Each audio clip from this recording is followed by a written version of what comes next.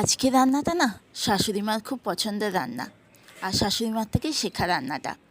শ্বশুরমশাই যখন বাজার থেকে রুই মাছ আনতো, রুই মাছের তেল যদি এরকম চকচক করতো আর একদম পরিষ্কার থাকতো, সেই রুই মাছের তেল দিয়ে সব রকম সবজি দিয়ে রান্না করে নিত। আর তার সঙ্গে অবশ্যই কিন্তু একটু কলমি শাক দিত। এখানে আমি কুঁদরি, আলু, কুমড়ো, পটল নিয়ে নিয়েছি, পেঁয়াজ, আর এখানে কলমি শাক একটু কেটে ধুয়ে রেখেছি। আর কড়াইয়ের মধ্যে 5 ফোড়ন দিয়ে তার মধ্যে পেঁয়াজ, কাঁচা লঙ্কা দিয়ে ভালো করে নেড়ে ছেড়ে তার মধ্যে ওই তেলটা নুন হলুদ মাখিয়ে রেখেছিলাম, তেলটা দিয়ে ভালো করে কিন্তু ভাজা হবে। তেলটা দিয়ে আগে ভালো করে ভেজে নিতে হবে। যেরকম ভাজলাম আর ভাজতে ভাজতে তেলের ওপর থেকে একদম তেল ছেড়ে দিয়েছে, ওই অবস্থায় সমস্ত সবজিগুলো দিয়ে দিলাম।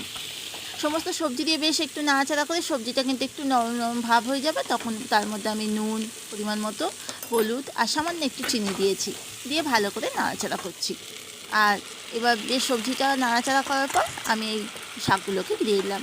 আর শাকগুলো, কলমি শাকগুলো একটু বড় বড় করে যেমনি চচ্চড়ির শাক কাটে সেরকম কেটে নিয়েছিলাম। এবার এটার মধ্যে কিন্তু জল পড়বে না, এটা এইরকম সবজির থেকে, এই শাক থেকে জল বেরিয়ে যায়।